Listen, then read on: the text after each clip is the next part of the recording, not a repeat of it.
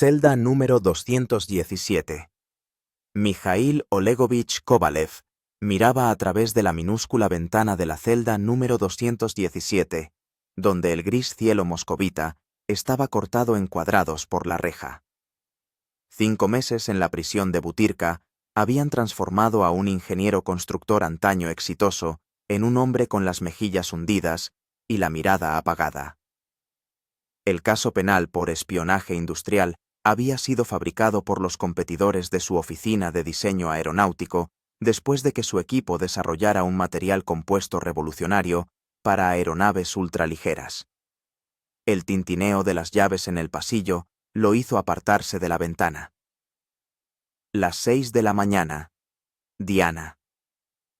Otro día entre paredes de hormigón, construidas en tiempos de Catalina II, pero que habían absorbido el sufrimiento de muchas generaciones de prisioneros.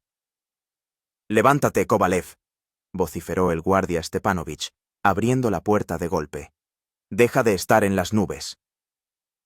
Mijail se levantó en silencio de la cama hundida. Sus compañeros de celda, Vitali, alias El Topo, un carterista enjuto con un tic nervioso, y Arkady, el profesor, un exprofesor asociado condenado por fraudes financieros, ya estaban alineados contra la pared para el recuento matutino. «Algún día no solo estaré en las nubes», murmuró Mijail para sí mismo. «Volaré a través de ellas». Su caso no se revisaría hasta dentro de 8 meses, pero por antiguos colegas que habían conseguido hacerle llegar un mensaje, sabía que estaban preparando cargos adicionales que podrían aumentar su condena hasta 15 años. 15 años entre estas paredes equivalen a una sentencia de muerte, no física, sino espiritual. Durante el paseo matutino en el patio interior de Butyrka, Mijail, como de costumbre, estudiaba las paredes, las torres de vigilancia, la disposición de las cámaras de seguridad. Una costumbre profesional del diseñador. Analizar el espacio, buscar puntos débiles en la construcción. En 5 meses había estudiado cada centímetro del territorio al que tenía acceso.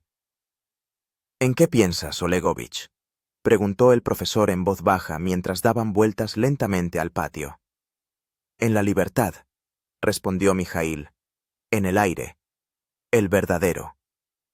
«Todos pensamos en ella», suspiró Arkady. «Pero pensar es una cosa, y hacerlo». «¿Quién ha dicho que solo pienso?». El profesor miró a Mijail con atención, pero guardó silencio.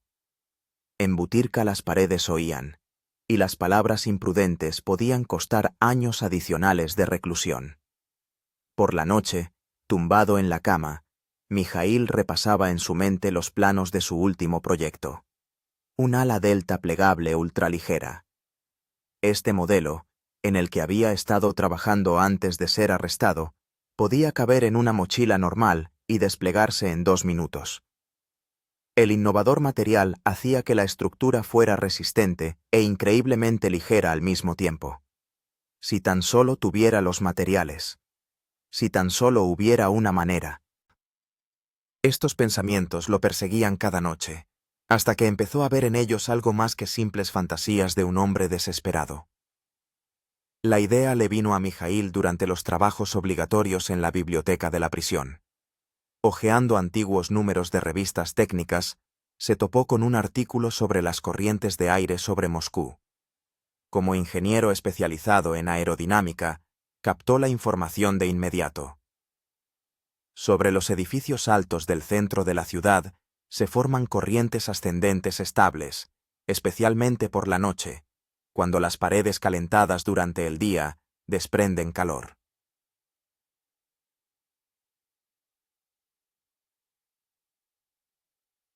Leía, y en su cabeza empezaron a encajar las piezas de un plan. La prisión de Butyrka estaba relativamente cerca del centro de Moscú.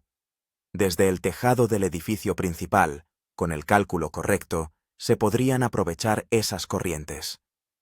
«Kovalev, termina», lo llamó el guardia. Se acabó el tiempo. De vuelta en la celda, Mijail empezó a hacer mentalmente una lista de lo necesario. Necesitaba materiales para crear al menos un ala delta primitiva, información sobre el horario de los turnos en el tejado, acceso al mismo y, lo más importante, ayudantes. El primero en la lista de aliados fue el profesor. El ex profesor de economía tenía contactos entre los guardias. Sus consejos sobre cuestiones financieras eran valorados por algunos vigilantes. «Estás loco», susurró Arkady cuando Mijaíl le describió con cuidado parte de su plan. «Es un suicidio». 15 años aquí, eso sí que es un suicidio, respondió Mijaíl. Tengo los conocimientos para hacerlo. Solo necesito los materiales y el acceso. El profesor guardó silencio durante un largo rato, mirando al techo de la celda. Tengo un contacto con Pasha, dijo por fin. Está de guardia en el almacén. Es avaricioso, pero no es chivato. Empezaremos con algo pequeño. Necesitamos un plano exacto de los pisos superiores y del tejado. Así comenzó un largo proceso de planificación. Mijaíl utilizó sus habilidades de ingeniero para crear planos en miniatura en trozos de papel que escondía en el forro del colchón. Cada elemento del ala delta fue cuidadosamente pensado y adaptado a los materiales disponibles. A través del profesor, lograron establecer contacto con un preso del taller de costura, que podía conseguir tela e hilos resistentes. El topo, que resultó ser un virtuoso del robo, se encargó de conseguir tubos de aluminio del taller de la prisión. Lo más difícil era encontrar a una persona de confianza entre los guardias. El profesor propuso un candidato, un joven vigilante llamado Sergei, que estaba hasta el cuello de deudas por el tratamiento de su madre. No nos va a vender, porque necesita el dinero, no un ascenso, explicó Arkady. Mis amigos en libertad pueden transferirle una suma que resolverá todos sus problemas. ¿Y aceptará arriesgar su carrera y su libertad? Dudó Mijaíl. Cuando uno está desesperado, es capaz de mucho, observó el profesor, filosóficamente.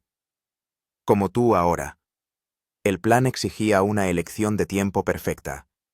Mijaíl estudiaba las condiciones meteorológicas, en la medida de lo posible, a partir de retazos de información que obtenía de otros presos.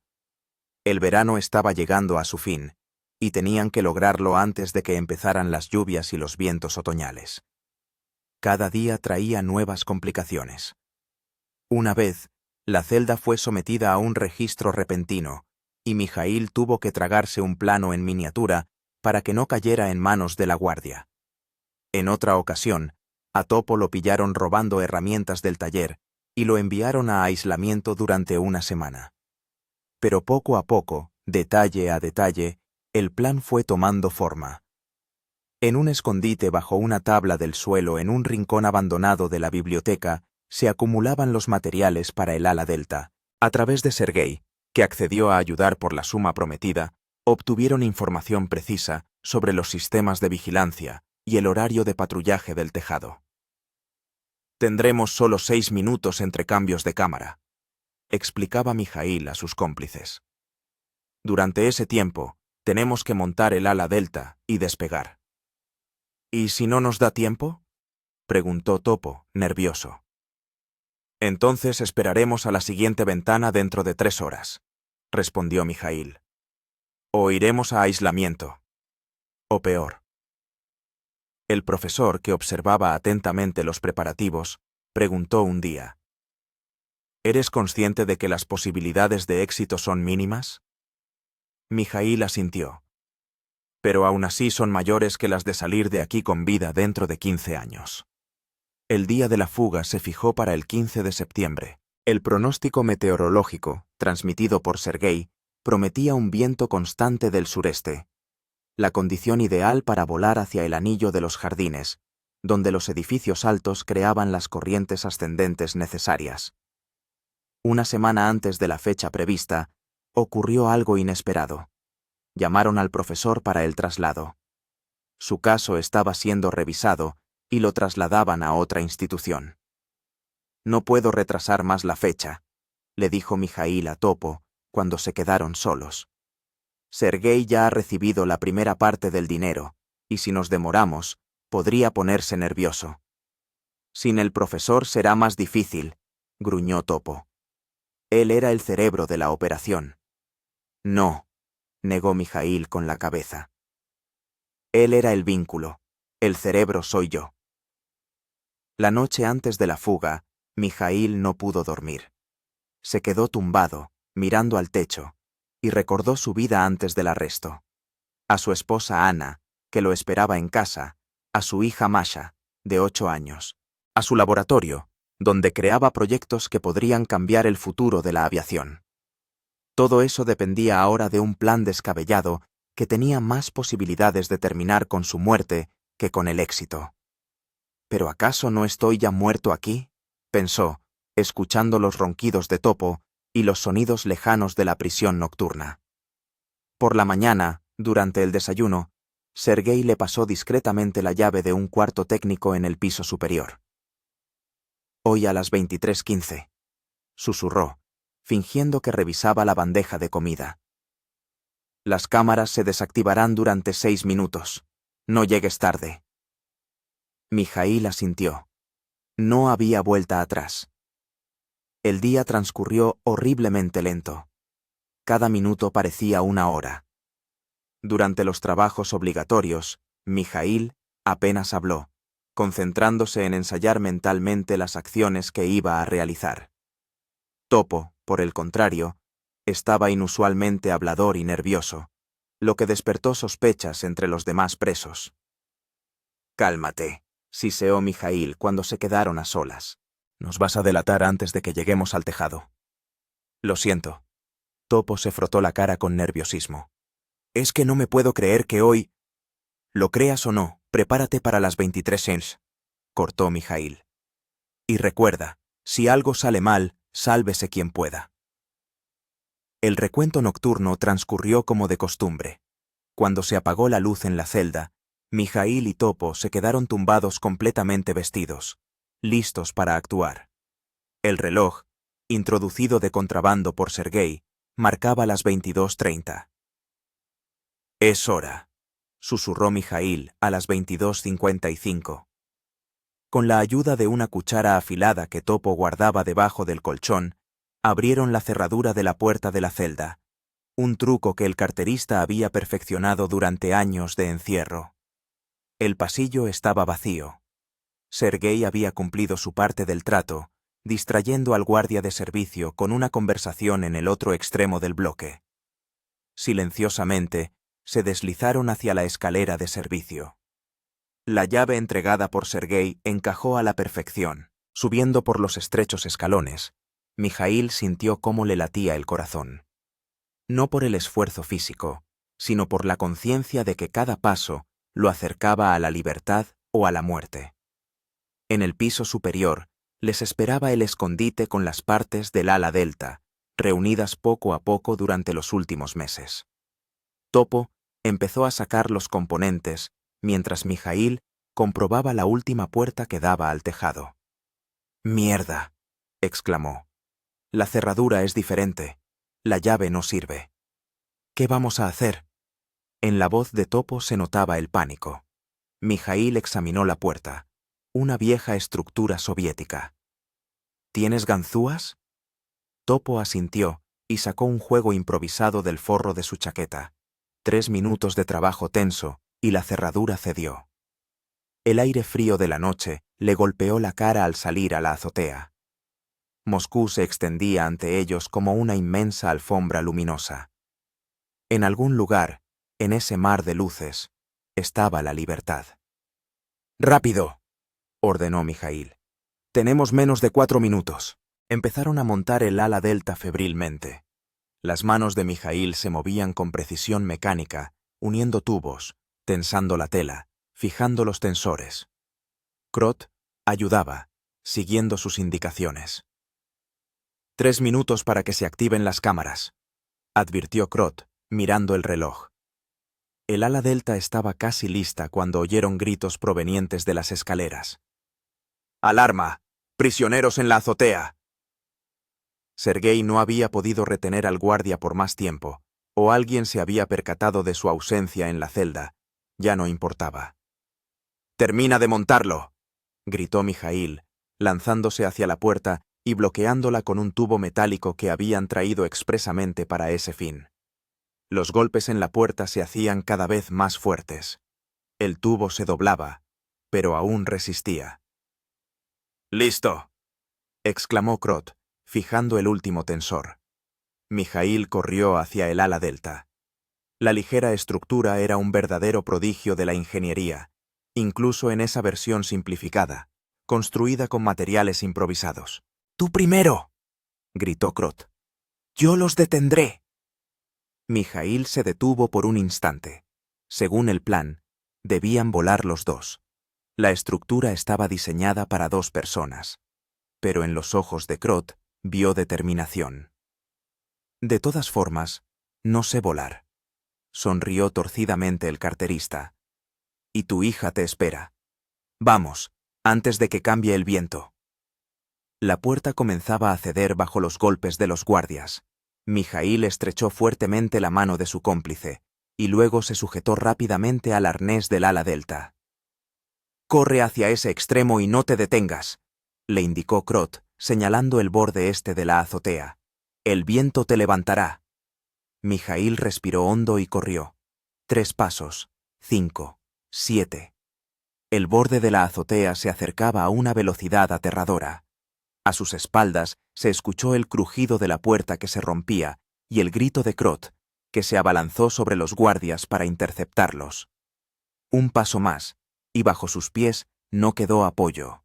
Un instante de terrible caída. Luego la tela del ala delta se llenó de aire y la estructura se sacudió bruscamente hacia arriba, impulsada por la corriente. Mijaíl volaba. Debajo, las paredes de la prisión de Butyrka se deslizaban, se oían gritos e incluso algunos disparos, pero él ya estaba fuera de su alcance. La Moscú nocturna se desplegaba bajo él, mientras el viento lo arrastraba hacia las salvadoras luces del centro de la ciudad. Los primeros minutos de vuelo fueron pura adrenalina. Mijaíl se balanceaba en la cuerda floja entre la euforia de la libertad y el terror de una posible caída. El ala delta casera era mucho menos estable que los modelos profesionales con los que había trabajado antes. Cada ráfaga de viento hacía temblar y ladear la estructura. Atrás quedaron las paredes de Butyrka, y delante se extendía la Moscú nocturna.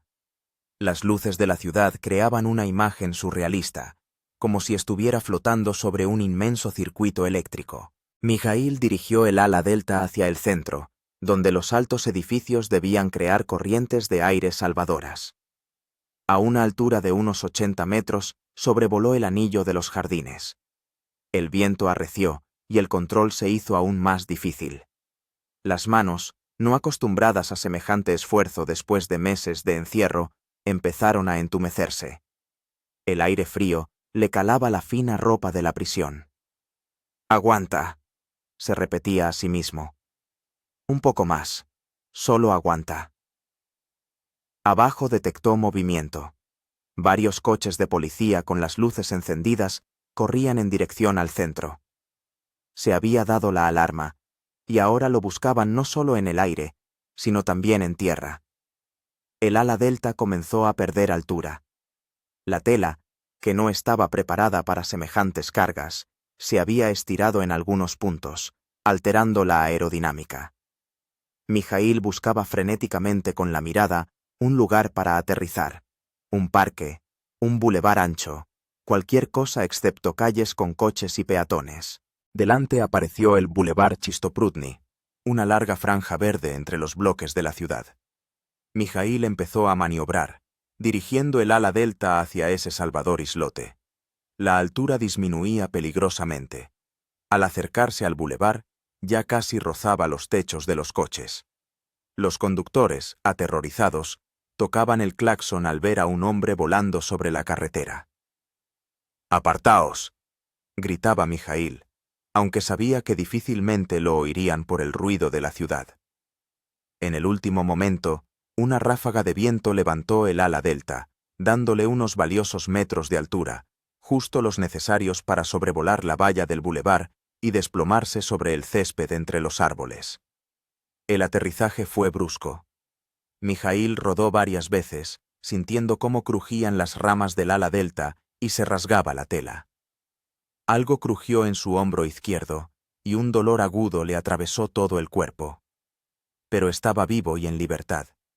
Varios transeúntes se abalanzaron gritando hacia el lugar del impacto. Venciendo el dolor, Mijaíl se liberó de las cuerdas, se arrancó los restos de la estructura y, agachándose, corrió hacia el interior del bulevar.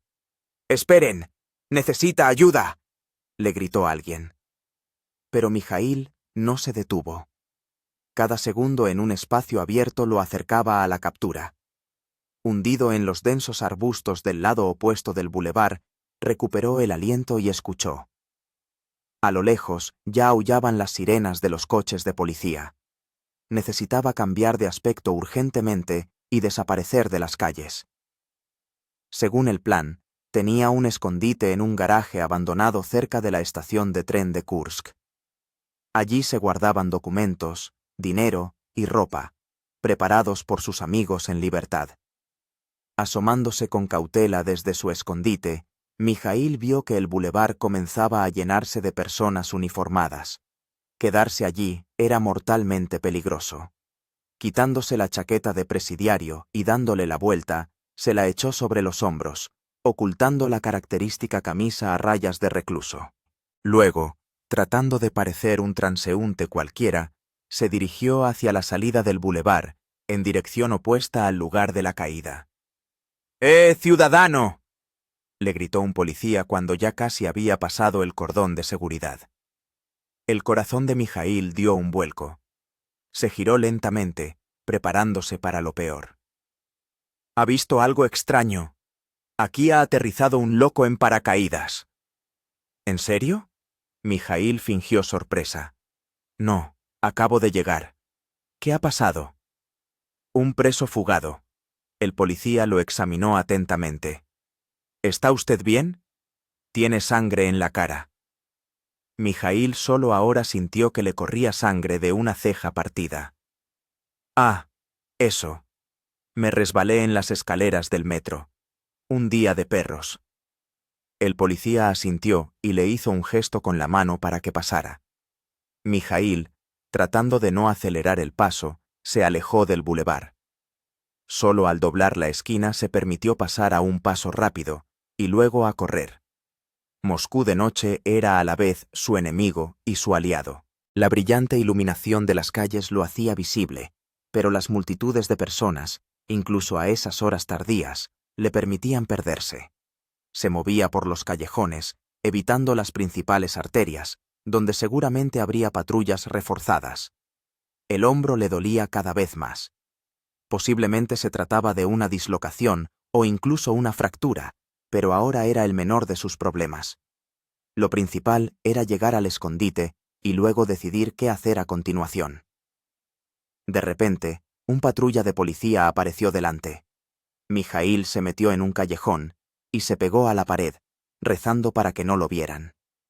Los policías pasaron de largo, discutiendo en voz alta la fuga. Dicen que se escapó en una especie de chatarra hecha a mano directamente desde el tejado. ¿Te imaginas? Venga ya, esos son cuentos. Seguro que sobornó a alguien de la guardia y lo sacaron en un contenedor de basura, como siempre. No, te juro que es verdad. Mi primo trabaja en Butirka y vio ese. ¿Cómo se dice? ¿Cómo se...? ¡A la Delta! Sus voces se desvanecieron en la distancia. Mijaíl exhaló y continuó su camino. Hasta el garaje quedaban unos 2 kilómetros, una distancia que en una situación normal habría recorrido en 20 minutos. Pero ahora, herido, con el hombro dañado, escondiéndose de la policía, podría tardar horas en recorrer ese camino. Cada paso lo acercaba a la libertad, pero también aumentaba el riesgo. Toda Moscú estaba ahora en modo de búsqueda. Su rostro seguramente ya se estaba mostrando en todos los canales de comunicación de la policía. El tiempo jugaba en su contra. Mijaíl llegó al complejo de garajes en plena noche. Los viejos y oxidados boxes en las afueras de la ciudad parecían abandonados, lo cual le venía bien. Menos gente, menos posibilidades de ser visto. El escondite estaba en el garaje número 147, perteneciente a un amigo del profesor. La cerradura de la puerta hacía tiempo que estaba rota, y Mijaíl entró sin dificultad. En una esquina, bajo una pila de neumáticos viejos, encontró un contenedor de plástico con las cosas preparadas. Un pasaporte a nombre de Igor Vasilievich Somov, 3.000 euros en efectivo, un conjunto de ropa de calle, un teléfono móvil prepago y un billete de tren para Minsk, que salía en 2 días. Gracias, profesor, pensó para sus adentros, agradeciendo a su cómplice, que incluso después de ser trasladado a otra prisión, había logrado organizar este escondite a través de contactos externos. Después de cambiarse de ropa y tratar rápidamente las heridas con el botiquín que encontró en el contenedor, Mijaíl se sintió un poco más seguro. Ahora parecía un ciudadano normal, no un preso fugado. Solo quedaba esperar a la mañana y mezclarse con la multitud. Acomodándose en un viejo colchón en la esquina del garaje, intentó dormir, pero el dolor en el hombro y la adrenalina, que aún circulaba por su sangre, no le permitían relajarse. En cambio, se puso a reflexionar sobre su situación. El plan había funcionado solo a medias. Había escapado de Butyrka, pero ahora era buscado. El billete de tren era para dentro de 2 días. Pero, ¿podría aguantar ese tiempo? ¿Y luego qué? ¿Bielorrusia? ¿Y después? ¿Europa? ¿Cómo contactar con su familia sin ponerlos en peligro? Sus pensamientos fueron interrumpidos por el sonido de pasos que se acercaban. Alguien caminaba a lo largo de la fila de garajes, iluminando el camino con una linterna. Mijaíl contuvo la respiración y se pegó a la pared, listo para huir en cualquier momento por la puerta trasera del garaje, que daba a un descampado. Los pasos se detuvieron justo delante de la puerta. El haz de luz de la linterna se deslizó por una rendija entre las hojas, iluminando brevemente el interior del garaje. ¿Hay alguien ahí?, se oyó una voz. No era un policía, sino un simple vigilante del complejo de garajes. Mijaíl permaneció en silencio, sin moverse. Sé que estás ahí!, gritó el vigilante. «Sal por las buenas, o llamo a la policía». La policía era lo último que necesitaba Mijaíl. Buscó febrilmente una salida a la situación.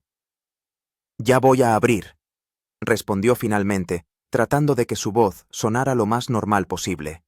«¡Un momento!».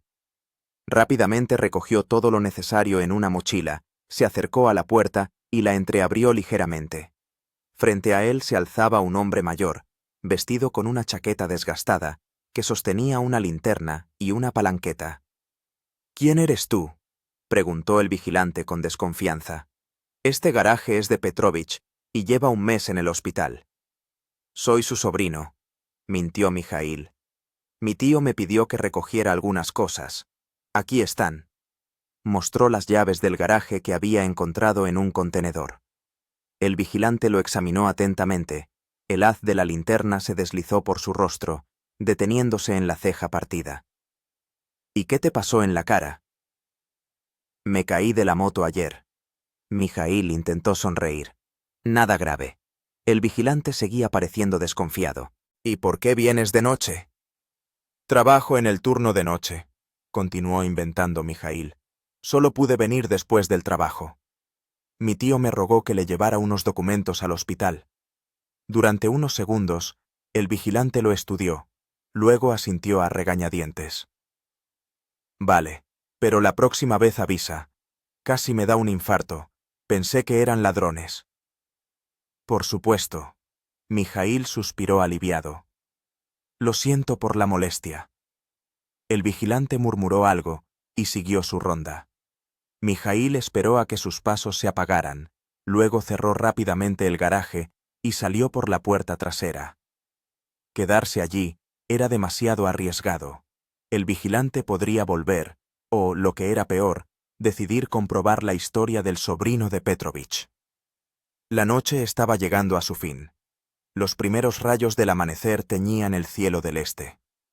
Mijaíl se dirigió a través del terreno baldío hacia la parada de autobús más cercana.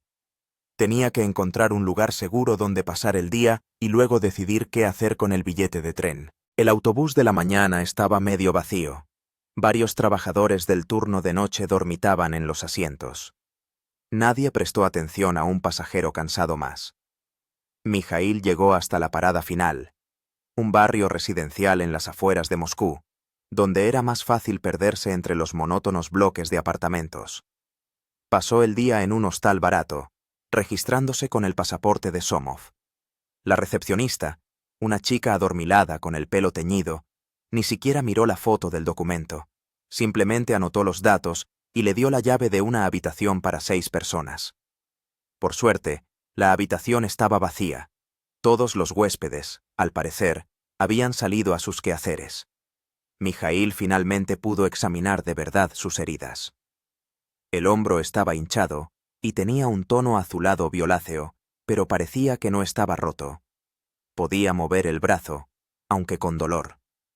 La ceja partida había dejado de sangrar, pero necesitaba puntos, que por supuesto no podía permitirse. Encendiendo el pequeño televisor en la esquina de la habitación, sintonizó el noticiero.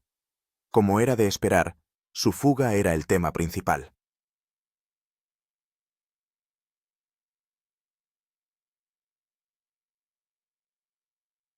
Un caso sin precedentes de fuga de la prisión de Butyrka. El preso Mijaíl Kovalev, acusado de espionaje industrial, construyó un aparato volador y escapó, utilizando el tejado del edificio de la prisión como pista de despegue. La policía está llevando a cabo una operación a gran escala para capturar al fugitivo.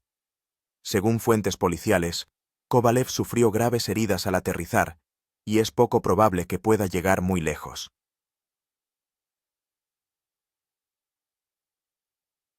En la pantalla mostraron su foto, una foto de la prisión, donde parecía demacrado y sombrío. Luego, imágenes del Boulevard Chistoprudny, donde la policía examinaba los restos del ala delta. Según los expertos, la estructura fue fabricada con materiales improvisados y no podía garantizar un vuelo seguro a larga distancia. El hecho de que Kovalev lograra volar hasta el centro de la ciudad demuestra sus extraordinarias habilidades de ingeniería. Mijaíl sonrió con tristeza. Incluso ahora, mientras lo perseguían, reconocían su talento. El mismo talento que intentaban enterrar en una celda de prisión. Las noticias cambiaron a una entrevista con un experto en seguridad, que hablaba sobre las deficiencias en el sistema de seguridad de Butyrka y la necesidad de endurecer el régimen. Luego mostraron una breve entrevista con su antiguo jefe, quien con fingida tristeza hablaba de la tragedia de un científico talentoso que se había desviado por el camino de la traición. Mijaíl apagó el televisor. Seguir mirando era insoportable. Se acostó en la cama y, a pesar del dolor y la ansiedad, cayó en un sueño profundo. Lo despertó el sonido de una puerta que se abría. 2 hombres con mochilas entraron en la habitación, aparentemente nuevos huéspedes del hostal. Miraron a Mijaíl con curiosidad, pero no dijeron nada, ocupándose de desempaquetar sus cosas. El reloj marcaba las 18:30. Había dormido casi todo el día. Quedaba un día para la salida del tren. Tenía que encontrar una manera de llegar a la estación de forma segura y subir al tren, sin llamar la atención de la policía, que seguramente habría reforzado las patrullas en todas las estaciones. Al salir del hostal, Mijaíl compró una gorra y unas gafas de sol en un kiosco cercano. Un disfraz primitivo, pero eficaz. Luego se dirigió a la estación de metro para llegar al centro y evaluar la situación en la estación Beloruskaya, desde donde salía su tren. En el vagón del metro, trató de no levantar la vista, aunque sentía que varios pasajeros lo miraban con interés por su rostro magullado. Afortunadamente, en Moscú nadie se sorprende por los moretones y las magulladuras. Al salir de la estación Beloruskaya, notó de inmediato el aumento de los agentes de policía. En cada entrada de la estación, había agentes estudiando atentamente los rostros de los pasajeros que pasaban. Algunos llevaban tabletas en las manos, probablemente con su foto. Atravesar ese cordón sería un suicidio. Necesitaba otro plan. De vuelta en el hostal, Mijaíl reflexionaba febrilmente sobre las opciones. El tren a Minsk salía mañana a las 22:15. Entrar en la estación sin ser visto parecía imposible. Pero, ¿y sí? La idea le vino de repente. Recordó su último proyecto en la universidad, un sistema de control remoto de drones. ¿Y si aplicaba el mismo principio a su fuga? Necesitaba una maniobra de distracción, algo que obligara a la policía a concentrarse en un falso objetivo mientras él se colaba a través de sus cordones. Con un nuevo plan en mente, Mijaíl se dirigió al centro comercial más cercano. Allí compró un smartphone barato, un juego de herramientas, varios componentes electrónicos en una tienda de electrónica y un helicóptero de juguete teledirigido. De vuelta en el hostal, se encerró en el baño y se puso manos a la obra. En pocas horas, utilizando sus habilidades de ingeniería, modificó el juguete, convirtiéndolo en un dron primitivo pero funcional con un alcance ampliado y la capacidad de transportar una pequeña carga. Al amanecer, el dispositivo estaba listo. Mijaíl lo empaquetó cuidadosamente en su mochila junto con el resto de sus cosas y abandonó el hostal. Pasó el día moviéndose por la ciudad, intentando no quedarse mucho tiempo en un mismo lugar. Se dio cuenta de que las patrullas policiales se habían vuelto aún más numerosas, especialmente en el centro. Su rostro aparecía en las pantallas del metro y en los monitores de las calles. Moscú se había convertido en una jaula de la que parecía imposible escapar. Al atardecer, llegó a un pequeño parque cerca de la estación de Bielorrusia. Encontrando un lugar apartado entre los árboles, sacó su dispositivo y lo preparó para el lanzamiento. El plan era simple y arriesgado a la vez. El dron modificado debía sobrevolar la plaza frente a la estación, soltar varias bombas de humo, hechas con fuegos artificiales comprados en una tienda, y luego volar en dirección opuesta a la estación. Mientras la policía se lanzaba a perseguir al supuesto fugitivo, Mijaíl aprovecharía el caos para colarse en la estación y subir al tren. El reloj marcaba las 21:30. Quedaban 45 minutos para la salida del tren. Era hora de actuar. Mijaíl lanzó el dron, controlándolo a través de una aplicación en su smartphone. El pequeño aparato se elevó sobre los árboles y se dirigió hacia la plaza de la estación. En la pantalla del teléfono, Mijaíl veía la imagen de la cámara del dron, policías en las entradas, multitudes de pasajeros, el ajetreo de una noche antes de la partida. Dirigiendo el dron hacia el centro de la plaza, activó el mecanismo de lanzamiento. Las bombas de humo cayeron sobre el pavimento y, en cuestión de segundos, comenzaron a expulsar densas nubes de humo. Entre los pasajeros se desató el pánico, y los policías corrieron hacia la fuente del humo. Mijaíl dirigió el dron en dirección contraria a la estación, simulando una huida. Varios policías corrieron en esa dirección, gritando por la radio. Esta era su oportunidad. Dejando el control del dron en piloto automático, Mijaíl se dirigió rápidamente hacia una entrada lateral de la estación. La seguridad allí era mínima. Toda la atención se centraba en la cortina de humo en la plaza. Mezclándose con la multitud de pasajeros, pasó por los torniquetes y se dirigió a su tren. Su corazón latía tan fuerte que parecía que los demás podían oírlo. El andén estaba lleno de gente. El tren ya estaba estacionado, y los pasajeros estaban ocupando sus asientos. Mijaíl encontró rápidamente su vagón y le mostró el billete a la revisora. Una mujer mayor con rostro cansado. «Su pasaporte, por favor», pidió ella. Mijaíl le entregó el pasaporte a nombre de Somov. La revisora echó un vistazo rápido al documento, lo comprobó con el billete y se lo devolvió. «Su asiento está en el tercer compartimento, litera superior». Mijaíl subió al vagón, sintiendo cómo la tensión de los últimos días comenzaba a disiparse. Casi lo había logrado, casi había escapado. En el compartimento ya había compañeros de viaje, una pareja de mediana edad y un hombre mayor con un periódico. Asintieron al nuevo pasajero y volvieron a sus asuntos. Mijaíl subió la mochila a la litera superior y se sentó junto a la ventana, mirando al andén. De repente, notó movimiento en la entrada del vagón. Dos policías subieron los escalones y hablaron con la revisora. Ella asintió y señaló hacia el interior del vagón. El corazón de Mijaíl dio un vuelco. ¿Le habían descubierto? ¿Había sido todo en vano? Los policías se movieron por el pasillo, mirando en cada compartimento. Comprobaban metódicamente a los pasajeros, consultando algo en sus tabletas. Mijaíl sintió cómo un sudor frío le recorría la espalda. No había a dónde huir. Estaba atrapado. Los policías se acercaban. Ya habían revisado el primer compartimento, el segundo. De repente, una voz resonó por todo el vagón a través del altavoz. Estimados pasajeros, el tren Moscú-Minsk partirá en 2 minutos. Se ruega a las personas que despiden que abandonen los vagones. En ese momento, la revisora apareció en el pasillo. Camaradas policías, el tren va a partir.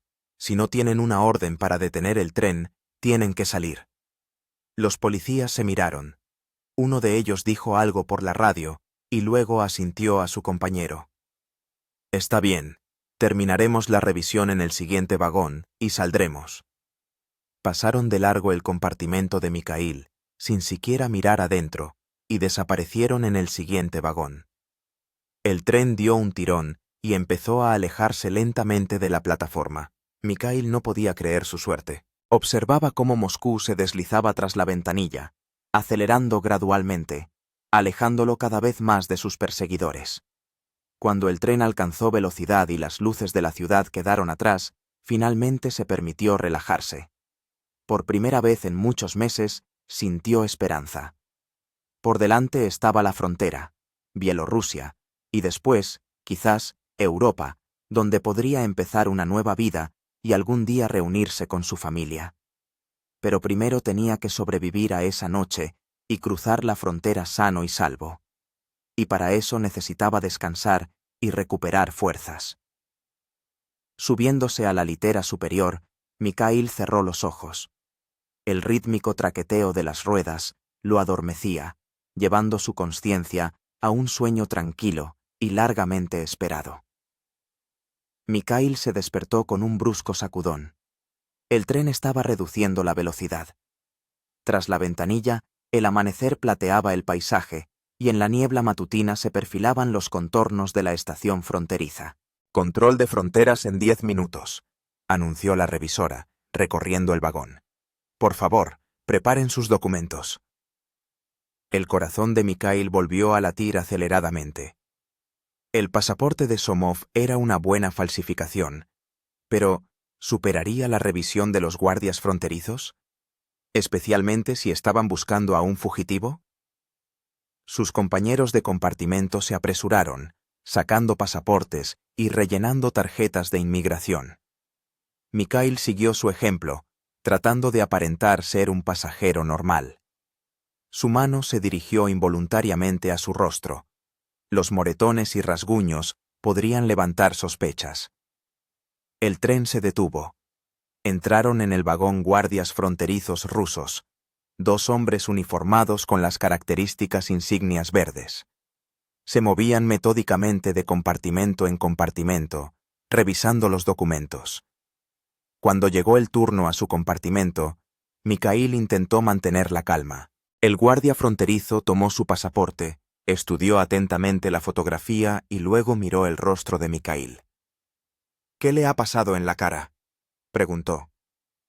«Me caí de la bicicleta», respondió Mijaíl con la frase preparada.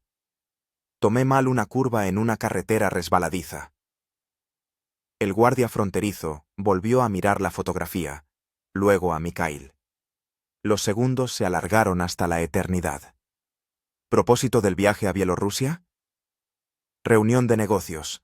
Soy representante de una empresa de venta de equipos de construcción».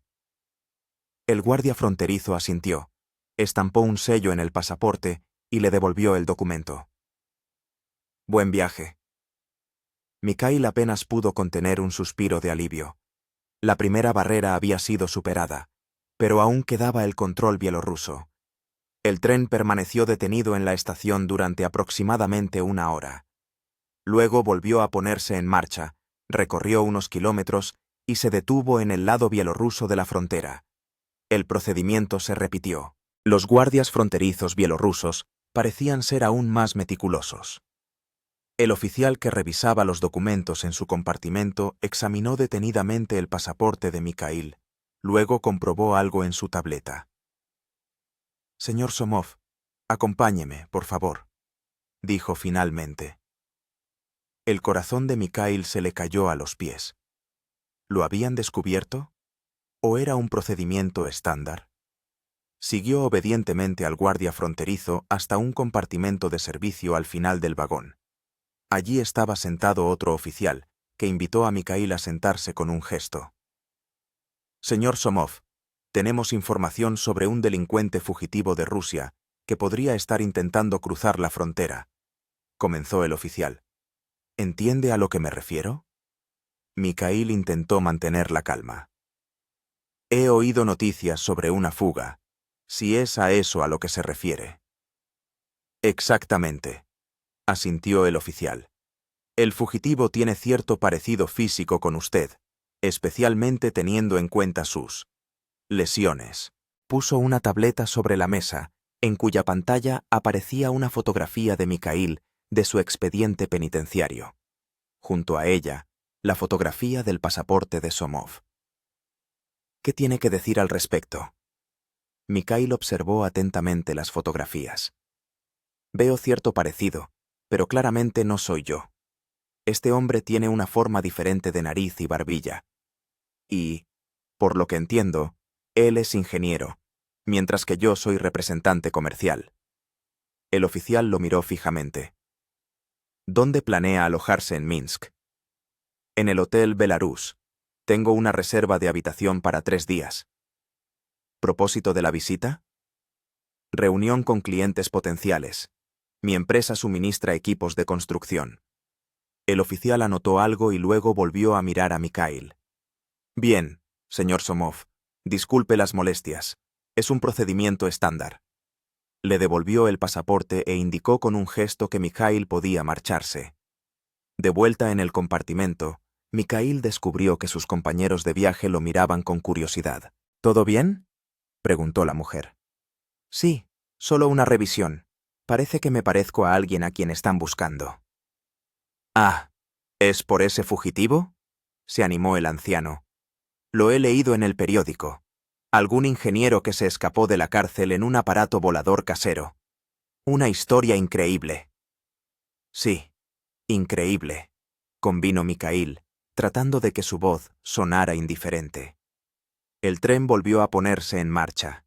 Tras la ventanilla pasaban paisajes bielorrusos, campos, bosques, pequeños pueblos.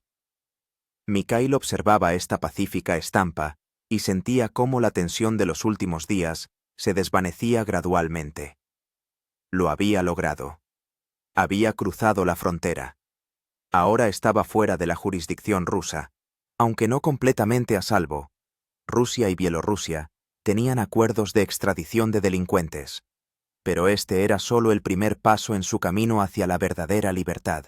Por delante estaban Minsk, la búsqueda de nuevos documentos, el cruce de otra frontera, hacia Polonia o Lituania, y luego el largo camino hacia una nueva vida. El tren llegó a Minsk por la tarde. Mikhail se despidió de sus compañeros de viaje y bajó a la plataforma. La estación estaba llena de gente, pero no se veían patrullas policiales reforzadas como en Moscú.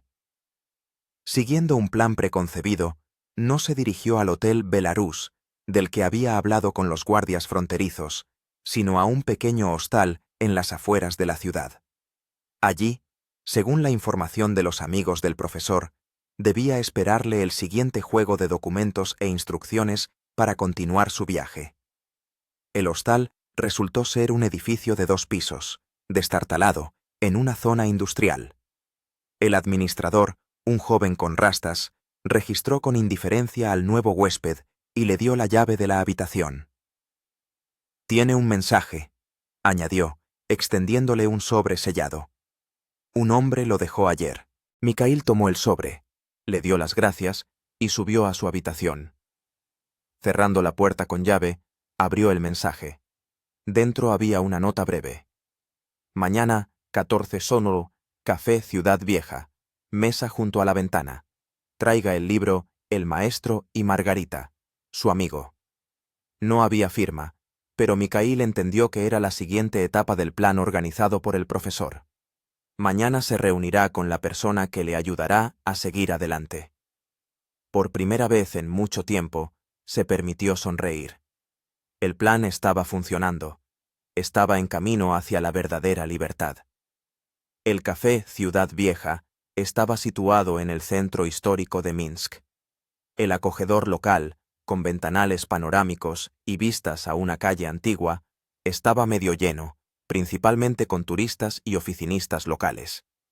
Mikhail llegó temprano, eligió una mesa junto a la ventana, como se indicaba en la nota, y colocó frente a sí un ejemplar desgastado de El maestro y Margarita, comprado por la mañana en una librería de viejo. Exactamente a las 14:00, un hombre de unos 50 años, con un traje elegante y un maletín de cuero, se acercó a su mesa.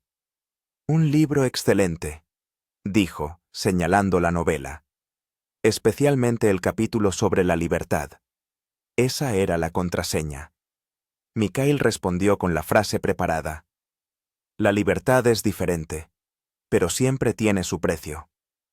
El hombre asintió y se sentó enfrente. «Me llamo Andrei», se presentó. «Soy amigo de su profesor». «Encantado de conocerle», respondió Mikhail. «¿Cómo está él?» «Por lo que sé, vivo y relativamente bien. Lo han trasladado a una colonia cerca de Voronezh. Pero no se preocupe, tiene sus propios métodos de supervivencia». Andrei pidió un café para sí mismo y para Mikhail. Luego, cuando el camarero se fue, continuó en voz baja. «Tengo para usted nuevos documentos, dinero e instrucciones. Su próximo destino es Vilna. Desde allí, en avión a Berlín, y luego. Usted decide». «¿Y mi familia?», preguntó Mikhail. «¿Hay alguna forma de contactar con ellos?». «Por ahora no», negó Andrei con la cabeza. «Seguramente los están vigilando. Cualquier contacto podría revelar su ubicación, pero dentro de un tiempo, cuando se establezca en un lugar seguro, podremos organizar un encuentro». Le entregó a Mikhail una carpeta con documentos, escondida en un periódico. «Aquí tiene un pasaporte a nombre de Víctor Novak, ciudadano letón. Un billete de autobús a Vilna, con salida mañana a las 7 de la mañana. 5.000 euros en efectivo. Y los datos de contacto de una persona en Berlín que le ayudará con el alojamiento y el trabajo». «Gracias». Mikhail tomó la carpeta. «No sé cómo agradecerles a usted y al profesor». «Simplemente sobreviva», respondió Andrei con seriedad. «Y un día, cuando todo esto termine, utilice su talento para el bien. Será la mejor forma de agradecimiento». Terminaron de tomar el café, discutiendo los detalles del viaje que le esperaba. Luego, Andrei se levantó, le estrechó la mano a Mikhail y se fue, dejándolo solo con sus pensamientos sobre el futuro. Por la noche, en el hostal, Mikhail examinó cuidadosamente los nuevos documentos. El pasaporte era una falsificación excelente, con un chip letón real y todos los visados necesarios. La historia de Víctor Novak estaba cuidadosamente elaborada. Ingeniero civil de Riga, que trabaja para una empresa internacional y viaja con frecuencia por Europa.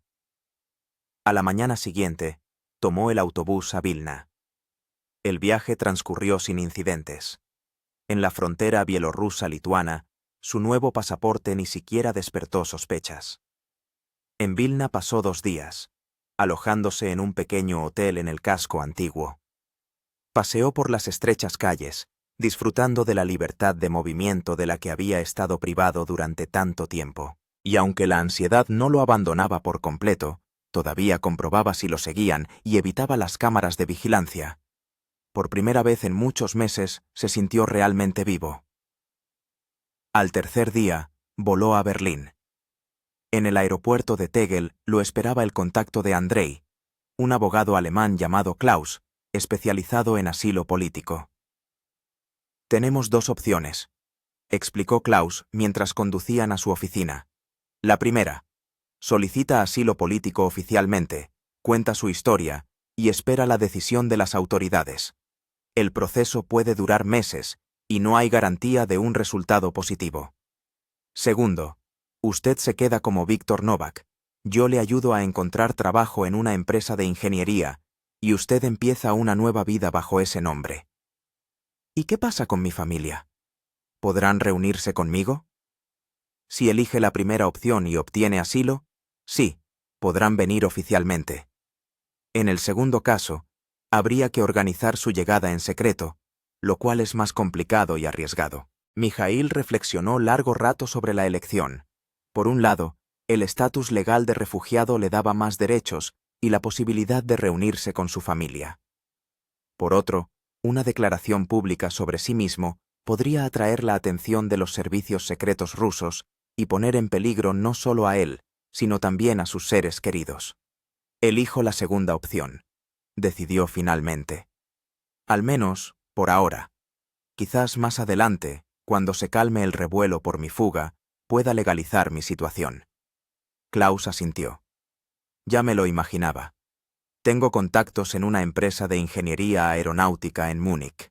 Siempre están buscando especialistas con talento y no se interesan demasiado por el pasado, si la persona da resultados. Así comenzó la nueva vida de Mijaíl Kovalev, ahora Víctor Novak.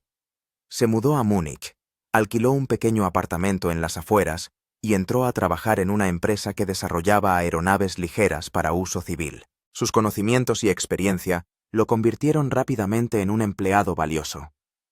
Trabajó en nuevos modelos de ala delta y ultraligeros, utilizando los mismos principios que en su día le ayudaron a lograr lo imposible: escapar de una de las cárceles más vigiladas de Rusia en una aeronave hecha a mano.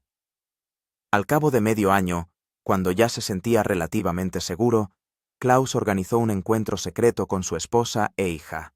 Se reunieron en un pequeño hotel en la costa de Croacia, a donde Anna y Masha habían ido supuestamente de vacaciones. El momento del encuentro fue el más feliz en la vida de Mijaíl desde su fuga.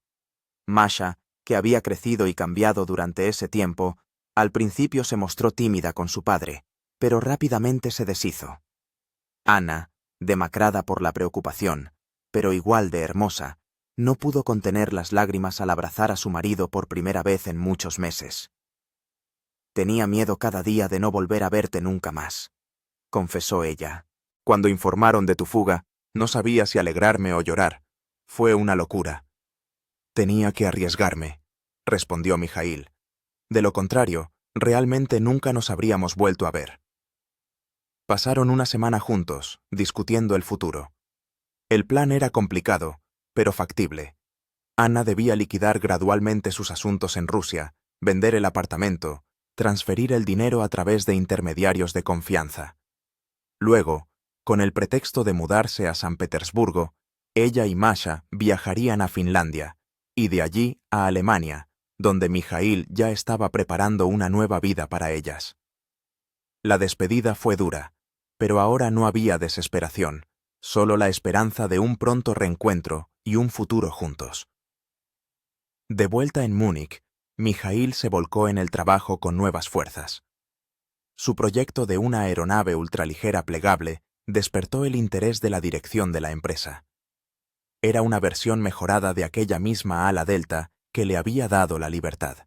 «Sabe, Víctor», le dijo una vez el director de la empresa, «en su proyecto hay algo personal.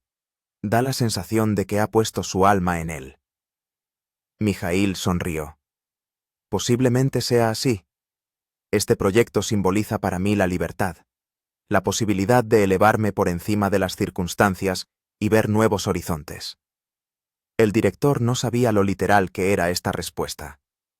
Para Mijaíl Kovalev, convertido en Víctor Novak, el ala delta se había convertido realmente en un símbolo de la libertad, la que había encontrado gracias a su talento como ingeniero, a su valentía y a su voluntad de vivir.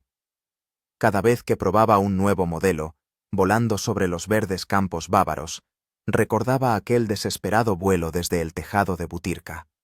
Un vuelo que cambió su vida y demostró que incluso en las situaciones más desesperadas siempre hay un camino hacia la libertad. Solo hay que encontrar en uno mismo el coraje para desplegar las alas y lanzarse a lo desconocido.